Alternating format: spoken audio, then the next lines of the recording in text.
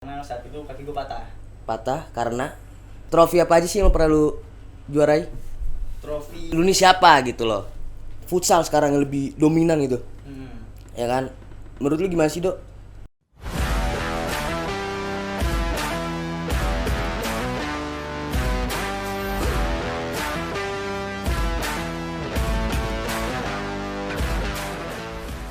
Halo, selamat datang di podcast gua, Potnif. Podcast Hanif, bukan Hanif kalau nggak podcast. Tepuk tangan dulu dong. Oke. Kali ini gue kedatangan salah satu temen gue, sahabat gue juga, narasumber untuk kehadiran bintang tamu podcast gue, yaitu Rido. Kenalin dulu dong. Gue Rido, teman dari Hanif. Gimana kabarnya, baik hari ini, Do ya? Baik Hanif, alhamdulillah. Kali ini di podcast gue, podcastnya ngalir aja, Do. Oke. Kita mau bicara apapun, kita bicarakan aja. Iya. Jadi gue punya mau biar pemirsa ini tahu latar belakang lu apa, alur lu nih siapa gitu loh. Jelasin ke pemirsa biar lebih kenal lagi aja. Jadi gue ini lahir di Jakarta, 16 Juni. Gue sekarang kuliah di Universitas Pancasila dan sekelas sama Mas Hanif ini. Berarti lu bukan tempat tanggal sih, tempat lahir lu di mana? Gue di Jakarta. Di Jakarta Timur. sampai sekarang hari Sampai ini. sekarang asli Jakarta. Iya. Di tepatnya di Lubang Buaya. Di Lubang Buaya, Pinang Ranti. Pinang Ranti. Oh iya, gue tahu. Pinang Ranti itu kan ada salah satu SSB juga ada di situ kan. Ada. Kayak seperti SSB Angkasa. Gue pernah merasakan dulu SSB Angkasa tuh. Iya. SSB gue waktu kecil kan. Iya. Gue dulu waktu kecil dibawa nenek gue SSB situ karena di Jatiasi di lingkungan Bekasi itu jarang, Do. Jarang atau kurang nih? Kurang lebih kayak gitulah, jarang dibawa ke SSB Angkasa ya kan? Lu sendiri waktu masa kecil pernah merasakan gak sih SSB juga kayak gue dulu gitu? Pernah nih, gue pernah SSB di salah satu SSB di Jakarta, tepatnya di Halim juga, deket SSB itu ya, di Halim, JFS gue waktu itu. JFS waktu kelas ya SD lah Pak. SD. Sampai umur SMP-an lah. kalau SMP nggak salah ya. Terus kelas 2. Kelas akhirnya 2, gue pindah oke. ke SSB di Cibubur. Oke. Gitu, dan cukup merasakan rasanya ya sparring turnamen. liga-liga gitu, merasakan. Sempat merasakan.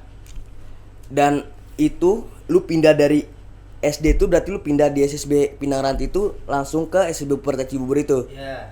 Berarti lu 2 SSB dong. Iya. Pernah merasakan trofi apa aja sih yang lu pernah lu juarai?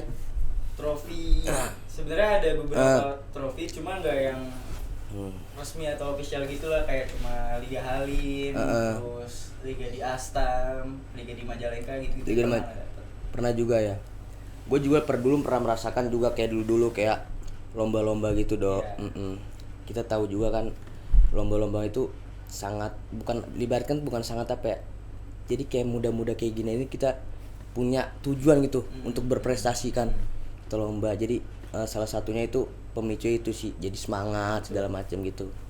Itu yang ngebikin apa ya, pegiatnya tuh makin banyak, mungkin dari segi turnamennya pun sekarang makin banyak kan. Makin banyak ya. Makin banyak yang berlomba-lomba untuk buktiin lah ya. Tapi untuk sekarang, Dok, sepak bola itu udah menurut gue mulai berkurang, nggak kayak zaman kita dulu, tau kan lu?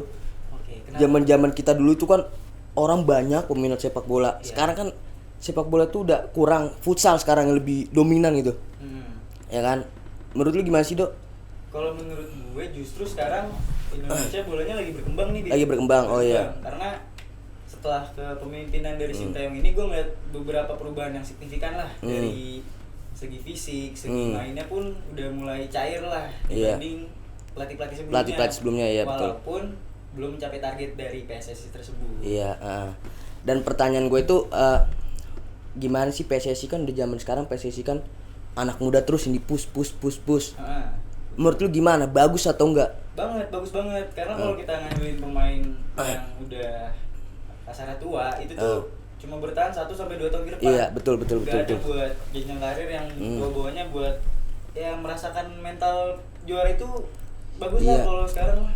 Berarti harus ada pembentukan dari dini ya kan? Iya, betul. Makanya supaya pemuda-pemuda ini untuk ke timnas seniornya lebih banyak pengalamannya ya kan kayak gitu. Iya, ada jam terbangnya juga buat pemain-pemain muda. Tapi lu dulu kan lu bilang lu trofi juara terus ya kan? Ya kan tadi lu bilang itu kan. Kita ngomong lu ibaratkannya apa? Udah pensiun lah. Vakum. Vakum lu berarti kalau udah vakum berarti suatu saat lu bakal mau terjun lagi dong di dunia sepak bola. Terjun lagi cuma nggak yang gue kejar untuk serius itu enggak sih. Buat fun aja. Fun aja. Tuh. Karena ada jadi 2019 itu gue pernah hampir berangkat ke luar. Cuma mungkin bukan jalannya gue di sepak bola karena saat itu kaki gue patah karena ya kejadian di lapangan. Kejadian gimana? Body touch kah atau sama pemain? Jadi waktu gue pengen ngambil bola tuh kaki gue ketendang. Kaki lu betis kanan ini. Coba yang di mana, Dok? Sini sampai sekarang nggak bisa lurus. Nggak bisa lurus. Terus udah fisioterapi atau?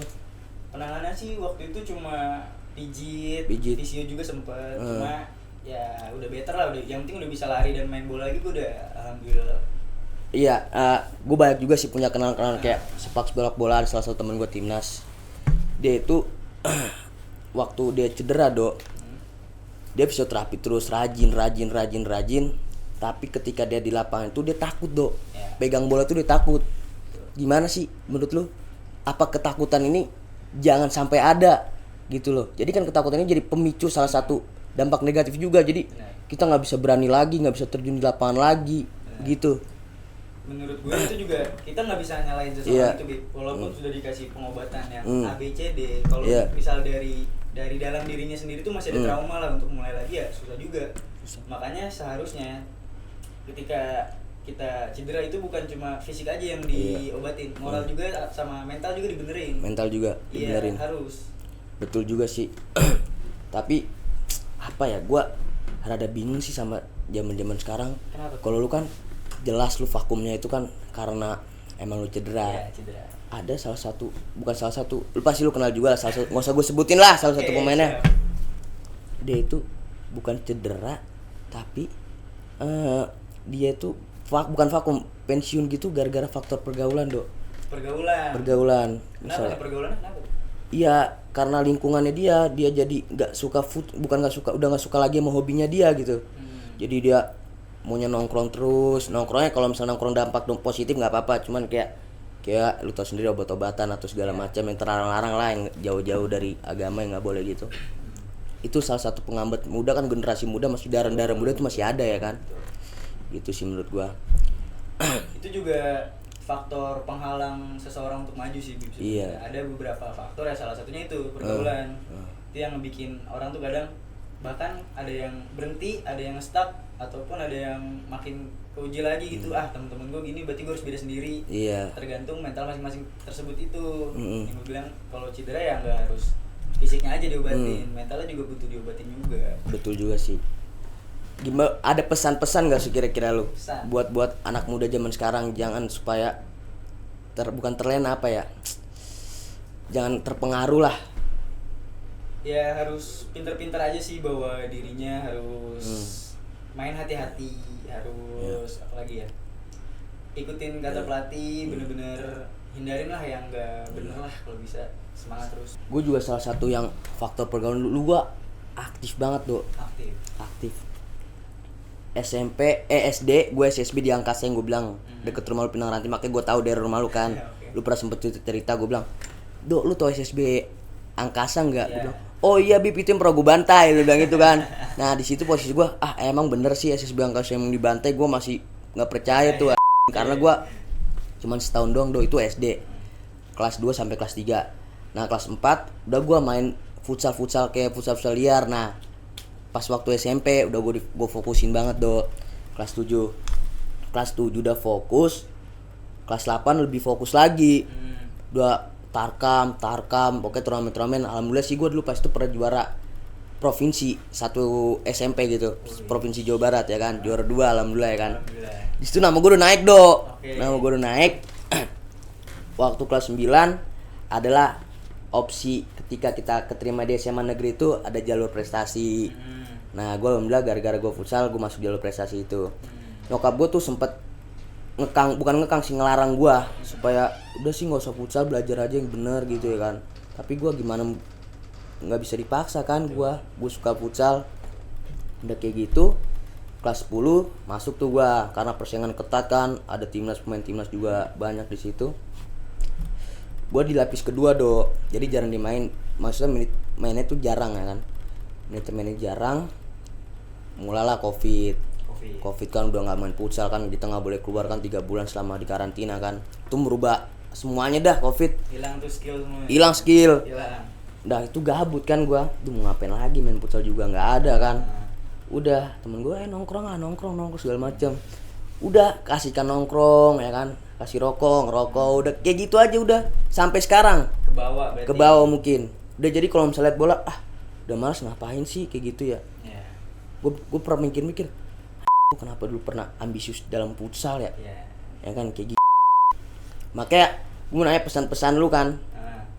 Selama lu melihat gua ya kan, karena faktor pergaulan itu yang tadi lu bilang, pokoknya jangan ke bawah arus. Betul. Nah, gue juga mau bilang ke pemirsa nih, pemirsa Podnip nih, jangan terbawa arus dengan faktor pergaulan kita itu. Betul. Itu aduh sangat, bukan dibilang miris, iya sangat miris sih. Iya, karena pertama ujungnya juga ngerasa aduh selama ini berarti gue buang-buang waktu aja. Iya buang waktu aja. Coba kalau misalnya gue masih fokus, mungkin bisa jadi gue naik kasta gitu kan, nggak ngestak in the moment ya kan, gitu sih. Gimana menurut podcast gue? Menurut lu gimana podcast gue? Wih keren sih nih, kayaknya harus bikin banyak lagi nih videonya kayak gini nih. Insya Allah bakal gue bikin banyak. Oke. Kalau ada yang ngedukung, insya Allah gue bakal terpenuhi gitu. Gue bisa dukung gitu. Oke.